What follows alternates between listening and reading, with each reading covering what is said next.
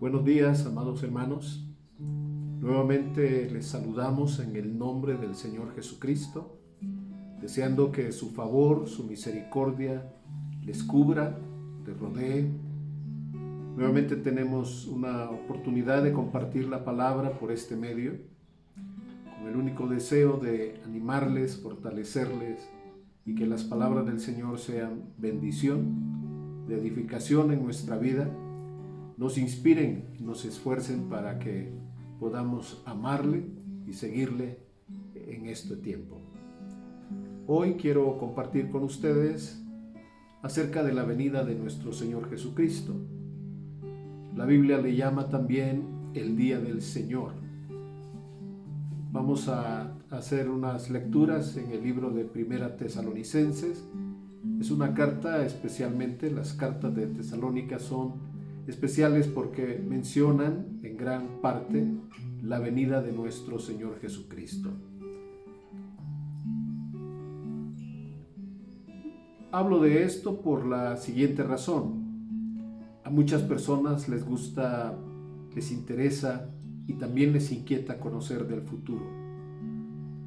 Los que no conocen al Señor buscan a veces en la oscuridad formas de adivinación, medios extraños, contrarios a las Escrituras, para conocer acerca del futuro. Conocer acerca del futuro puede ser una curiosidad natural del ser humano. Y en este tiempo he visto cómo muchas personas se preguntan si lo que estamos viviendo con el coronavirus es una señal de la venida de Jesús, si es un juicio, si es un llamado de atención. Y pues no hay un acuerdo en la iglesia, en el cuerpo de Cristo, acerca de este evento. De lo que podemos hablar es, y estar seguros es, de la venida de nuestro Señor Jesucristo. Y el pasaje es muy claro, en primer libro de Tesalonicenses, en el capítulo 5.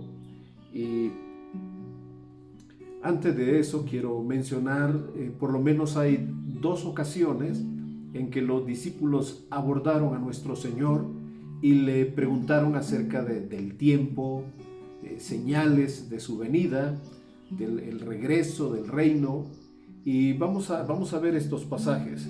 Uno es cuando el Señor dio el mensaje en Mateo 24. Dice que estaban en el templo, los discípulos le enseñaron los edificios y el Señor les explicó que ninguna de esas piedras quedaría sobre piedra. Me imagino la sorpresa para ellos de estar orgullosos de su edificio, y sin embargo el Señor da una palabra tan inesperada para ellos. ¿Cómo era que Dios iba a tratar de hacer algo tan tremendo para ellos si este era el templo de Dios? Esas palabras de Mateo tienen un doble cumplimiento. Se cumplieron cuando los romanos invadieron Jerusalén y se van a cumplir antes de la venida de nuestro Señor Jesucristo. En el capítulo 24, especialmente el versículo 3, si ustedes me acompañan y buscan en su Biblia también, y vamos a la par, y de igual manera siempre he recomendado que tomen anotaciones de la Biblia porque les sirve como una referencia para ustedes mismos y para cualquier persona que les pregunte. A través de esta enseñanza ustedes pueden compartirla con alguien. Si les preguntan, ustedes revisan sus anotaciones y podrán dar una mejor respuesta a quien les pregunte de esto. En el versículo 3 dice que estando él sentado ya en el monte de los olivos, los discípulos se le acercaron aparte diciendo: dinos, pongan atención a esta lectura, ¿cuándo serán estas cosas? Ellos están inquietos por el tiempo, quieren saber, quieren tener una exactitud del tiempo. Y luego dicen: ¿y qué señal habrá de tu venida y del fin del siglo? Ahora están inquietos no solo por el tiempo, sino por estar al pendiente de alguna señal, de algo que los ponga sobre aviso, de algo que los haga a ellos prepararse ante la venida del Señor. Lo que el Señor les dio como una respuesta inmediata fue: tengan cuidado que nadie los vaya a engañar. La segunda vez que los discípulos indagaron del Señor acerca de su venida está en el libro de los Hechos, capítulo 1. Estas son las últimas palabras de nuestro Señor antes de su ascensión, y nuevamente los discípulos, mientras Él les está hablando, Él está tratando como de enfocarles, de centrarlos en el siguiente paso del plan de Dios, que era el derramamiento del Espíritu Santo. El Señor les dice a ellos, Hechos capítulo 1, versículo 4, estando juntos les mandó. No era una sugerencia, no era un consejo, sino específicamente una orden. Les mandó que no se fueran de Jerusalén, sino que esperasen la promesa del Padre, la cual dijo, oístes de mí. Así que vemos en estas palabras del Señor mandando que no se vayan de Jerusalén y que esperen la promesa. Y Él les explica, dice, Juan bautizó con agua, pero ustedes serán bautizados con el Espíritu Santo. Esto era algo, iba a ser completamente nuevo, diferente, porque recordemos que en los últimos capítulos de Juan, cuando el Señor resucita, Él sopló sobre ellos y les dijo, recibid el Espíritu Santo. Así que en este momento los discípulos ya tienen el Espíritu Santo, sin embargo Jesús les dice que esperen porque van a ser bautizados con el Espíritu Santo. Y en la siguiente parte dice versículo 6, por favor leamos versículo 6. Entonces los que se habían reunido le preguntaron diciendo, Señor, ¿restaurarás el reino a Israel en este tiempo? Inmediatamente ellos están pensando, se va el Señor y va a venir nuevamente y va a imponer, va a instaurar su reino y nos va a quitar de encima a todas las personas que nos han lastimado, nos han dominado, nos han gobernado de una manera impía todos estos años. 300 años antes de la venida de Jesús fue Alejandro Magno, luego sus generales, luego fueron los romanos, así que han vivido por el dominio de otras personas por ya varios años. Así que era un interés genuino preguntarse si en ese momento el reino se iba a restaurar. La respuesta de Jesús nos enseña a nosotros el corazón de Dios. Jesús les dijo, no les toca a ustedes saber los tiempos y las sazones que el Padre puso en su sola potestad. En su soberana voluntad, el Padre dispuso el tiempo, el momento para la venida de nuestro Señor. Lo que nosotros vemos a través de la historia de la iglesia son indicios.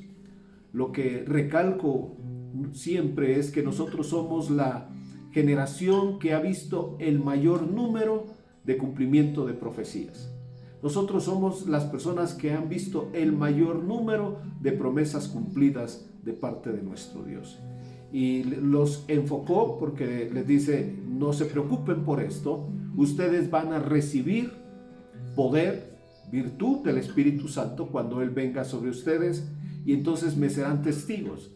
Antes de la venida del Señor, la iglesia tiene una función, es testificar de nuestro Señor, anunciarle al mundo la redención, el amor de Dios, el perdón de pecados por medio del sacrificio de nuestro Señor Jesucristo. Al respecto, Jesús ya había enseñado. Hay dos citas en Mateo, pero yo estoy tomando la de Marcos capítulo 13, 32, donde dice Jesús acerca de su venida, pero de aquel día y de la hora nadie sabe, ni aun los ángeles que están en el cielo, ni el Hijo, sino el Padre. Se ha guardado para sí, en su soberana voluntad, el día, el tiempo, la hora exacta de la venida de nuestro Señor Jesucristo. Ahora, los primeros cristianos, ellos creían que la venida del Señor iba a ser inmediata. Y esto es una de las enseñanzas del apóstol Pablo. Quisiera compartir dos pasajes con ustedes para que veamos lo que el apóstol Pablo pensaba, lo que él sentía en su corazón acerca de la inminente venida de nuestro Señor. El primer pasaje está en Primera de Corintios, capítulo 15. Es un capítulo extenso que habla sobre la venida del Señor, la resurrección, pero especialmente el verso 51 y 52. Los vamos a leer. He aquí, os digo un misterio. No todos dormiremos, pero todos seremos transformados. En el lenguaje de las cartas de Pablo vemos que dormir en algunas ocasiones es el sinónimo de la muerte. Y dice, en un momento, en un abrir y cerrar de ojos, a la final trompeta, porque se tocará la trompeta y los muertos serán resucitados incorruptibles. En un extremo pone Pablo a los muertos y dice, y nosotros seremos transformados.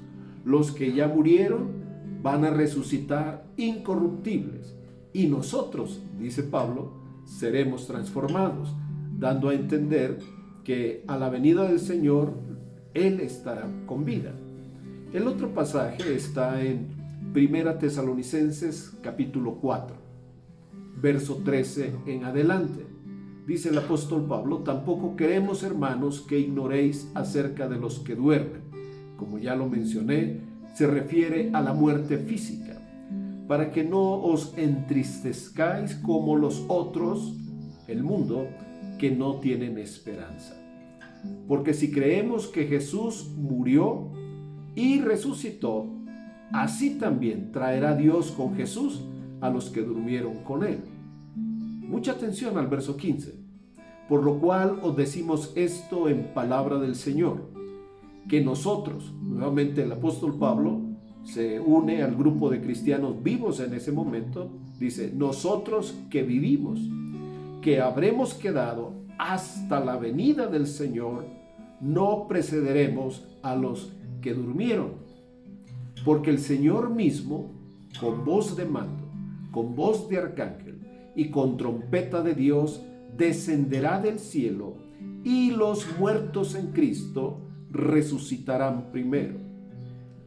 Atención al versículo 17. Luego nosotros, los que vivimos, los que hayamos quedado para ese momento, seremos arrebatados juntamente con ellos en las nubes para recibir al Señor en el aire, y así estaremos siempre con el Señor. Por tanto, alentaos los unos a los otros con estas palabras.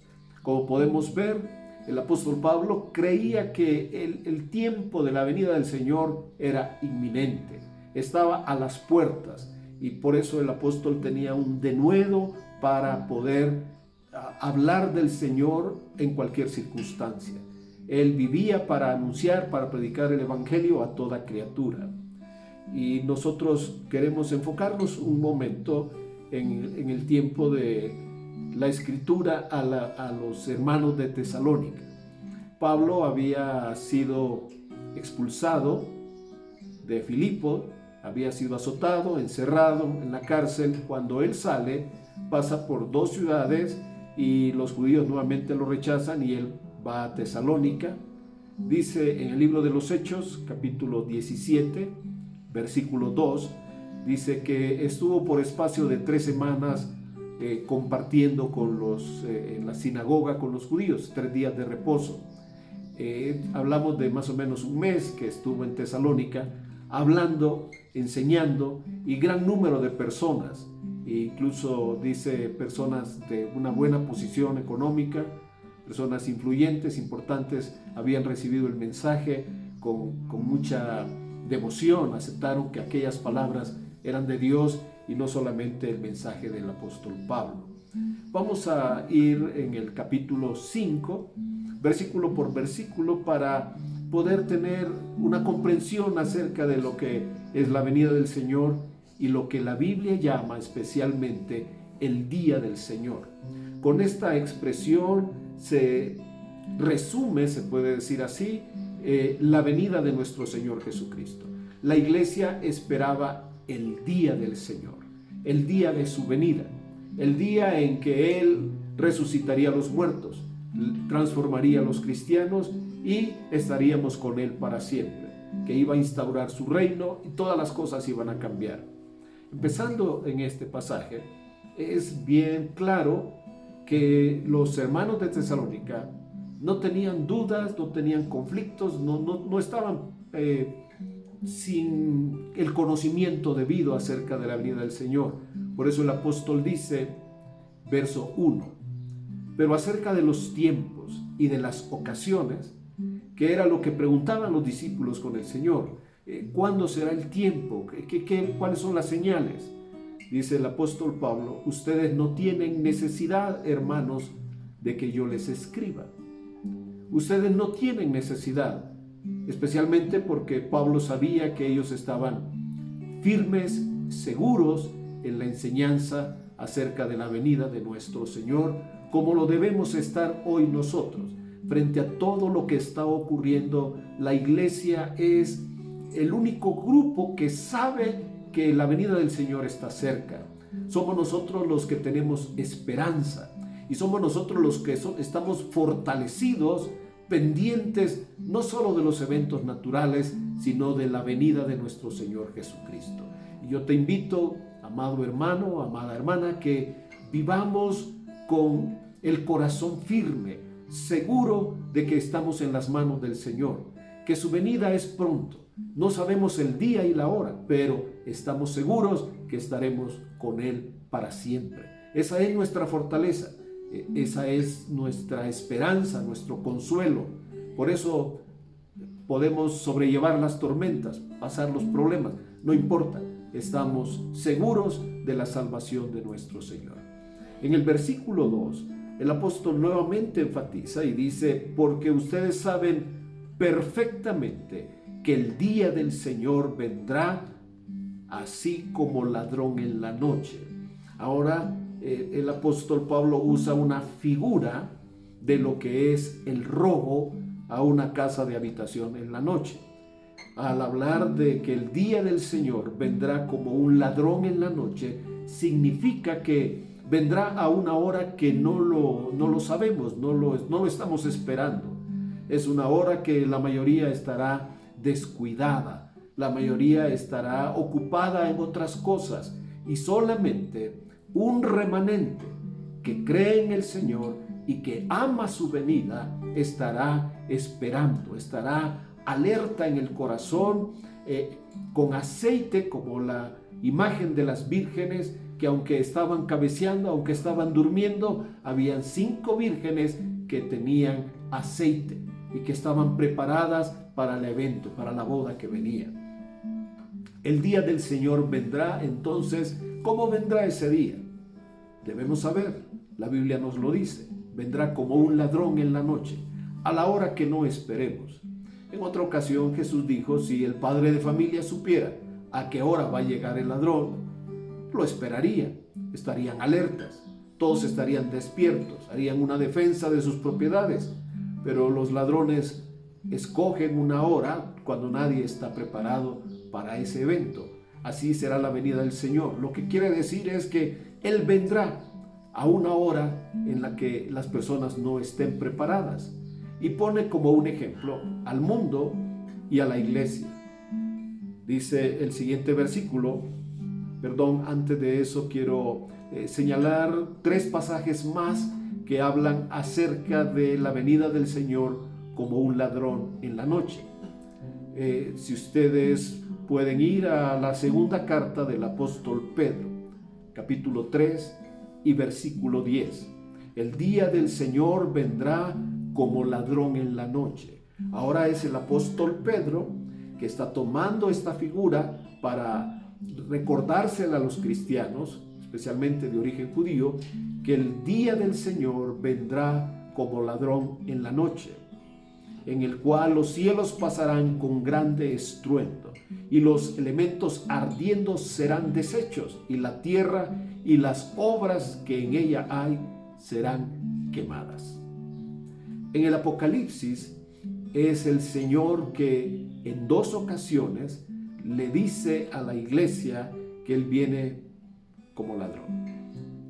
Ahora vemos que la enseñanza que nos ha sido dada por el Señor a través del apóstol Juan. Por eso mencioné 3 apóstoles, Pedro, Juan y anteriormente el apóstol Pablo. En Apocalipsis capítulo 3 y versículo 3, el Señor dice estas palabras: acuérdate pues de lo que has recibido y oído, y guárdalo y arrepiéntete, pues si no velas, vendré sobre ti como ladrón, y no sabrás a qué hora vendré sobre ti.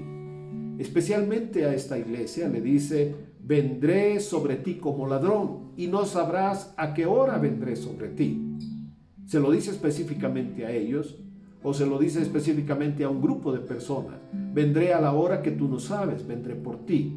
Sin embargo, a los tesalonicenses Pablo dice: ustedes saben perfectamente que la venida del Señor vendrá así, como un ladrón en la noche. Y ante eso nosotros debemos estar preparados. Debemos estar llenos de su Espíritu Santo, anhelante de su venida.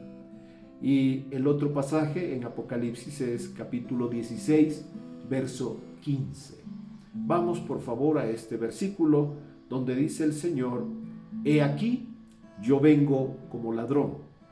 Bienaventurado el que vela y guarda sus ropas, para que no ande desnudo y vean su vergüenza.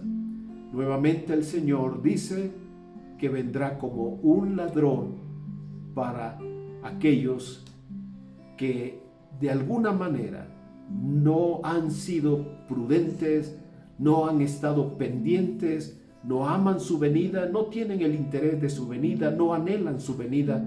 Y el Señor dice: vendré como ladrón. Bienaventurado el que vela, bienaventurado, inmensamente feliz la persona que está a la espera de este evento. Y yo te invito nuevamente para que en tu corazón analices, profundices sobre la venida de nuestro Señor.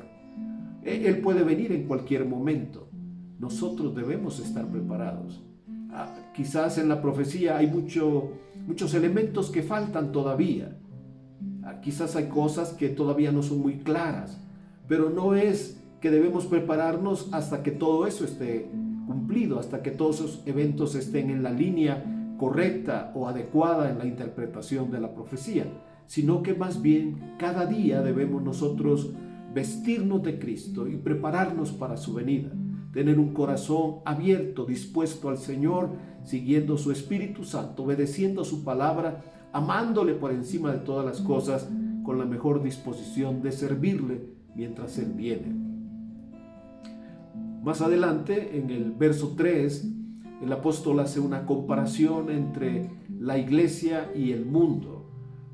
Él nos dice en el versículo anterior que no tenemos necesidad, como los de Tesalónica, de tener otra información. Sabemos que el día del Señor vendrá y que vendrá a una hora que nadie estará preparado. Sin embargo, a nosotros se nos llama a velar.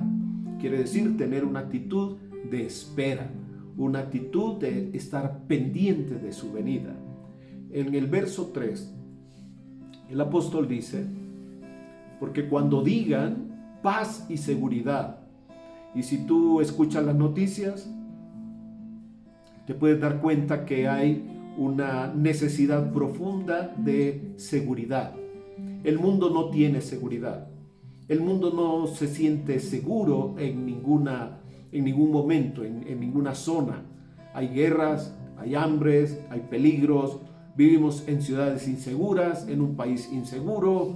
No tenemos guerra, pero tenemos un alto número de suicidios, muertes violentas, asesinatos, feminicidios. Vivimos un día muy difícil en la historia de nuestro país y nosotros debemos estar alertas, porque justo en la necesidad de traer paz y orden y seguridad, el mundo anhela una persona que le pueda brindar todo eso, y eso prepara el camino hacia una persona que un día se presentará como la respuesta a todos los males. El verso 3 sigue diciendo que cuando el mundo diga paz y seguridad, entonces ocurrirá algo. Vendrá sobre ellos destrucción repentina, como los dolores a la mujer encinta. Cuando llegue ese momento, nadie lo podrá detener. Es como cuando la mujer va a dar a luz, que ese evento ya no se puede postergar más tiempo. Y dice el Señor: no escaparán. Aquellos que han rechazado a Jesús, que han querido vivir sin tener su voluntad, sin consultar su palabra, que han querido tener una vida independiente de Él, no escaparán ante su venida. Ellos sufrirán las consecuencias de haber rechazado a Jesús.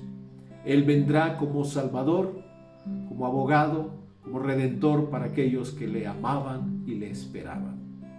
En el verso 4 dice el apóstol, porque hace la comparación de la iglesia y el mundo. El mundo va a buscar paz y seguridad, y sin embargo lo que hallarán es destrucción repentina. Para la iglesia dice en el versículo 4, mas vosotros, hermanos, no estáis en tinieblas. Los hijos de Dios no están en tinieblas para que aquel día os sorprenda como ladrón. El Señor dice que vendrá como ladrón, que va a venir de una manera sorpresiva. Sin embargo, Pablo dice para que aquel día no les sorprenda como ladrón. Quiere decir que habrá una iglesia ante la venida del Señor avivada por el Espíritu Santo, una iglesia animada, amando su venida y de alguna forma por la palabra y el Espíritu Santo esperando ansiosamente la venida. Eso es lo que caracteriza a una persona que es candidato a la venida del Señor, un anhelo ferviente por su venida, un deseo porque Jesús venga, una oración constante: venga tu reino, Señor, hágase tu voluntad. Vivimos en un mundo donde hay pecado, violencia, rechazo a Dios. Sin embargo, como peregrinos caminamos por este mundo, por cada calle y cada callejón, anhelando, diciendo: Señor, ven pronto. Señor, venga tu reino. Señor, nuestros corazones te anhelan. Ven pronto, Señor. Esa es la iglesia avivada, la iglesia que espera la venida del Señor. No dudo que hay personas que están interesadas cada día por hacer su propia voluntad, realizar sus negocios, realizar sus planes, sus proyectos, están involucrados en sí mismos, todo su mundo es su ego, así que no tienen un mayor interés en la venida de nuestro Señor Jesucristo. En el versículo 5, el apóstol nuevamente enfatiza algo de la iglesia. Dice: porque todos vosotros sois hijos de luz e hijos del día. ¿Cómo se compara a un cristiano? ¿Cómo el apóstol lo puede llamar? Y dice: ustedes son hijos de luz. Ustedes no son hijos de las tinieblas. Ustedes son hijos del día. No somos de la noche, ni somos de las tinieblas. El reino de las tinieblas no tiene parte en nuestro corazón. Ya el enemigo no ha ganado terreno en nuestras vidas. Amamos al Señor, vivimos para Él, nos vestimos de Él cada día, obedecemos su palabra, seguimos la voz de su Espíritu Santo, le anhelamos, le esperamos. Por eso dice la Escritura: no somos de la noche, ni somos de las tinieblas, no somos de la oscuridad. Nuestra vida ya no le pertenece a las tinieblas. Fuimos llamados de la oscuridad, de las tinieblas, a la luz verdadera, a la luz gloriosa de su palabra, de su evangelio y de su Espíritu Santo. En el versículo 6, entonces Pablo, diciendo: no somos de la oscuridad, somos hijos del día, somos hijos de la luz. Ahora dice: por tanto, no durmamos como los demás, sino velemos y seamos sobrios. Bueno, cuando todos nos vamos a dormir, todos nos dormimos. En cualquier planeta, parte del planeta Tierra, cualquier persona va a la cama y se duerme. Buscamos descanso en la noche. Buscamos un reposo que reponga nuestras fuerzas. Así que dormimos como los demás. Sin embargo, Pablo menciona dos actitudes que nosotros debemos tener como cristianos. Número 1 es que velemos. No durmamos como los demás. Mientras todo el mundo duerme, mientras todo el mundo se abandona en el sueño físico, nosotros, aunque dormimos físicamente, debemos velar en nuestro corazón y ser sobrios. Sobrios quiere decir estar en el pleno juicio, en un disfrute completo de nuestras facultades, que nada nos perturba. Es el caso contrario de la persona que se droga, que ingiere alguna sustancia que le hace perder la conciencia, le hace perder el sentido y se abandona a un vicio, a un placer. A nosotros se nos pide que velemos y que seamos sobrios. Versículo 7. Nuevamente contrasta el apóstol Pablo, los cristianos, con aquellos que se embriagan. Dice, los que se embriagan, de noche se embriagan. Los que duermen, de noche duermen. Todos dormimos de noche.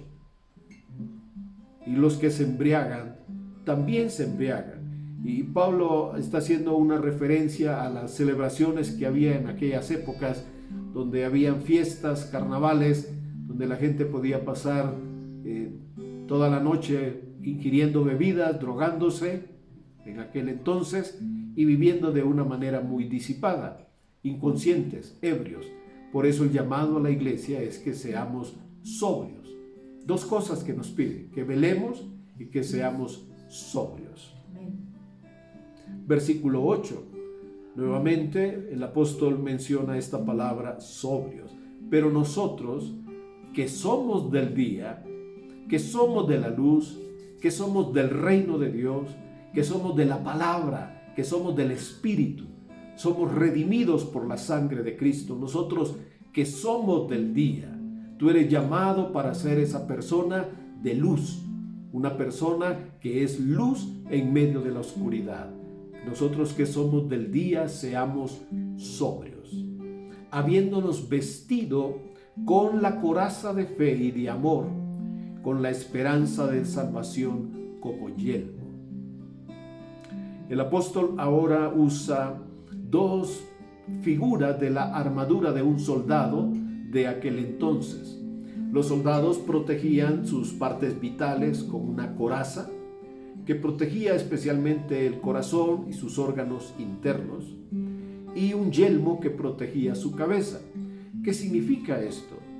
Que la fe y el amor protegen nuestro corazón de heridas, de dolor, de odio, de resentimientos. La fe nos mantiene con la vista puesta en el Señor, y el amor es un bálsamo en nuestras vidas. El amor de Dios sana nuestros corazones y es una defensa contra cualquier herida.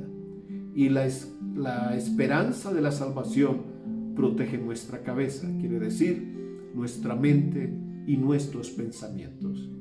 Tener esperanza, la esperanza de su venida, es algo que protege nuestra vida de la influencia del mundo, de los ataques de la oscuridad, de los pensamientos que el enemigo puede estar mandando como dardos a nuestra vida, como un ataque a nuestros corazones para desviar nuestra atención del Señor. Mientras mantenemos nuestra fe en el Señor, mientras lo amamos con todo el corazón y amamos a las demás personas, amamos a los que nos rodean y tenemos esta esperanza, somos guardados, son armas que nos protegen, que nos defienden contra las acechanzas del maligno. Así que no olvides, un cristiano, igual que un soldado, cada día se pone una armadura, cada día nos vestimos de Cristo. Usamos lo que está mencionando el apóstol, una coraza, una protección en nuestro corazón que es la fe y el amor. Y protegemos nuestra mente de todo pensamiento contrario a la palabra de Dios con la esperanza de la salvación. El versículo 9 nos da 3 puntos importantes.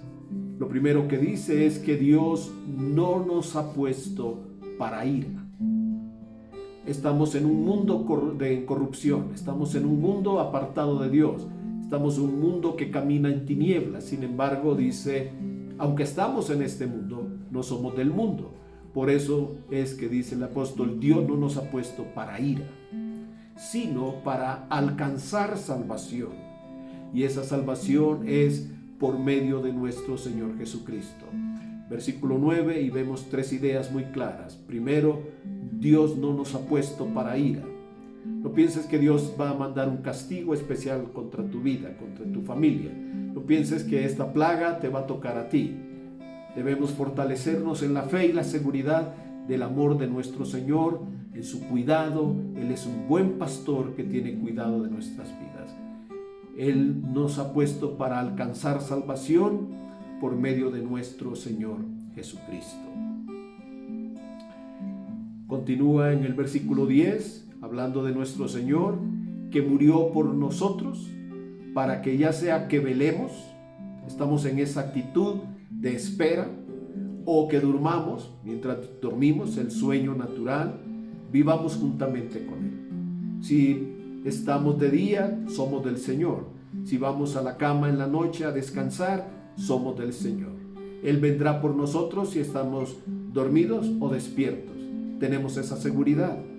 En nuestro corazón anhelamos su venida.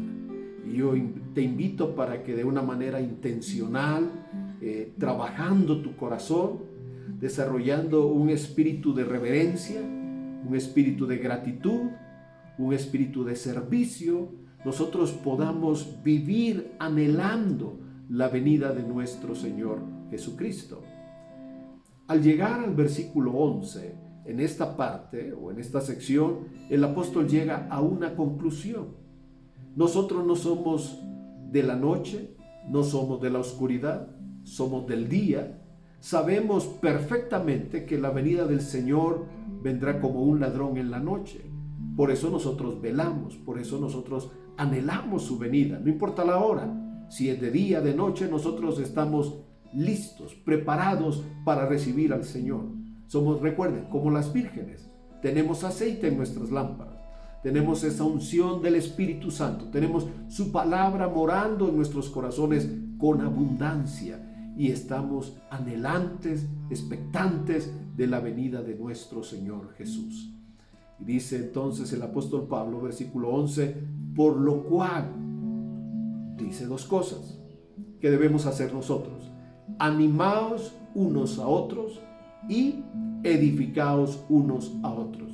Dos acciones que nosotros debemos hacer y que especialmente en estos días podemos hacerlo llamando a parientes, familiares, amigos, para darles una palabra ya sea de ánimo o una palabra de edificación. No podemos evitar hablar del tema de la pandemia, de las dificultades que esto trae consigo, del panorama oscuro en la economía o en la salud, los peligros a que estamos expuestos, la fase 3 en la que ya estamos más encerrados todavía en casa. El momento que vivimos no es nada agradable. Sin embargo, a pesar de lo que estamos viviendo, tomemos este consejo.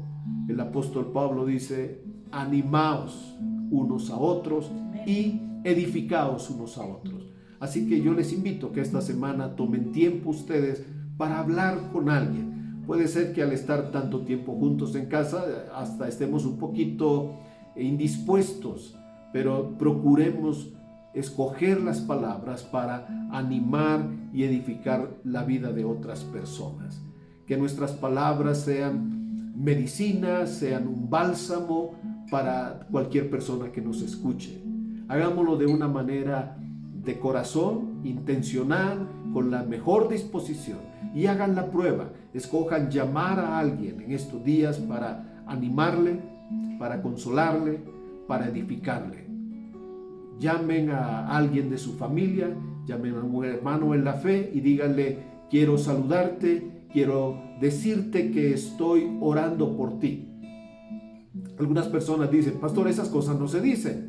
Lo que uno hace, uno lo debe mantener en secreto, no hay que andarlo publicando.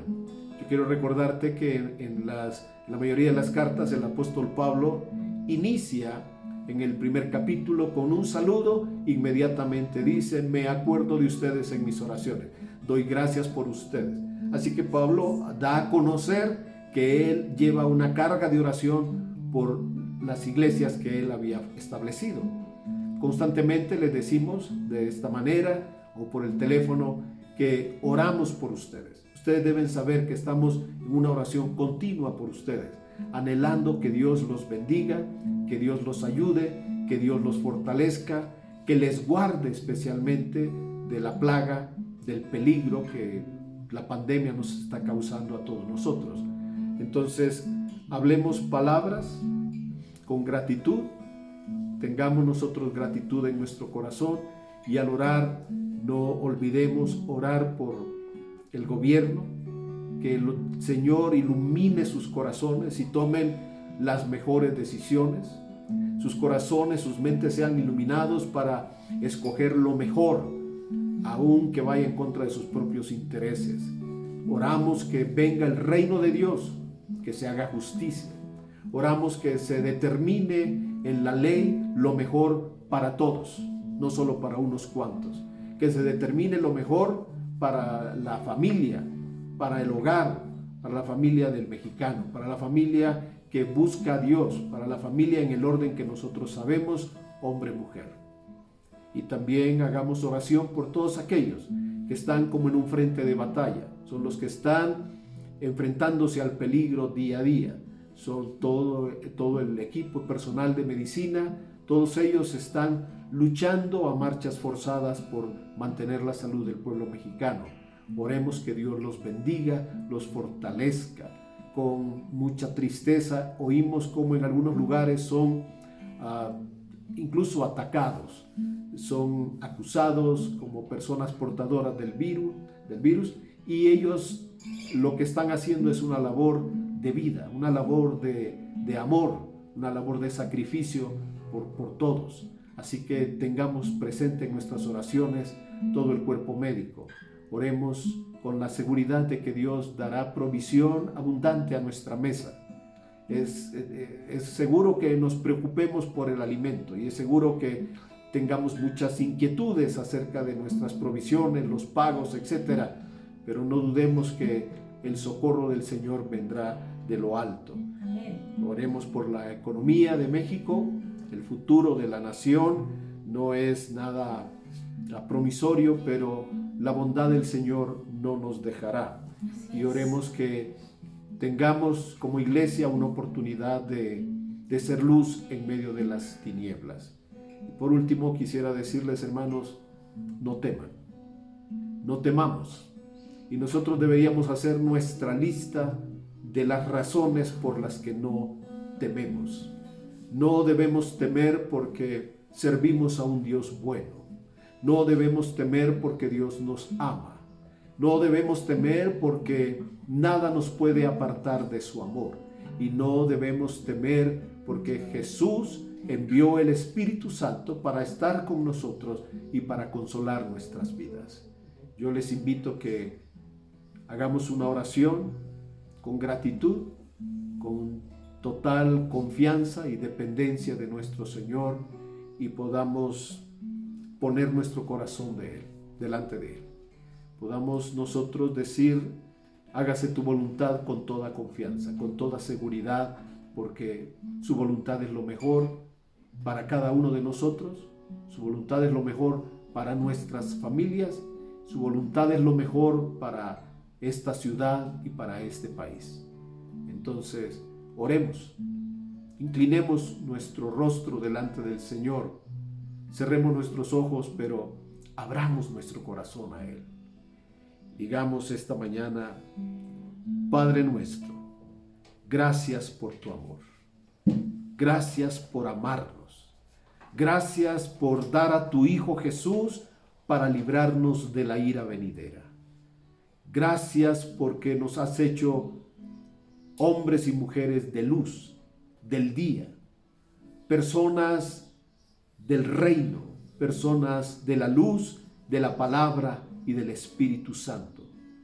Personas que hoy proclamamos a Jesús en nuestros hogares, que hoy apartamos este tiempo y este momento para adorarte a ti, Señor, para honrarte, para ofrecer el culto, la alabanza, la adoración de nuestros corazones, y para honrarte a ti porque eres Dios por encima de todas las cosas. Eres Dios soberano, eres Dios que socorre al débil, a la viuda, al huérfano, al necesitado. Somos testigos de tu misericordia, somos testigos de tu favor y somos testigos del bien que le haces a los que te buscan.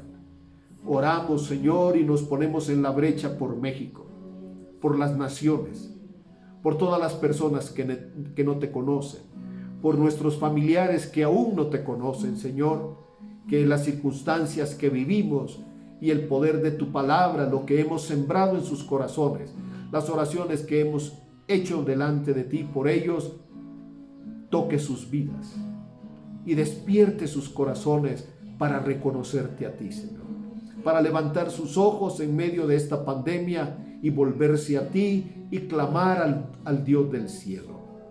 Padre, pido tu favor y tu bendición sobre cada una de las personas que ha visto, que ha escuchado este video, y oro que tu palabra sea poderosa y sea viva para animarnos en la esperanza de la venida de nuestro Señor Jesucristo.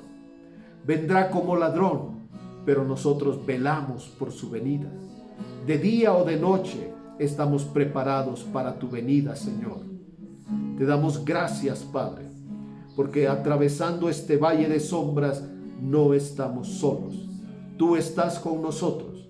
Eres un buen pastor. Eres el pastor de nuestras almas que nos guía día a día por sendas de justicia y a pastos verdes. Podemos decir gracias, Señor, porque nada nos falta. Amén. En el nombre de Jesús decimos amén. Amén. Deseo que Dios les bendiga. Mi familia envía un saludo de todo corazón. Nuevamente decimos, les extrañamos. Les extrañamos con todo el corazón y anhelamos el momento de estar juntos nuevamente para darle gloria y honra al Señor. Que el Señor les bendiga.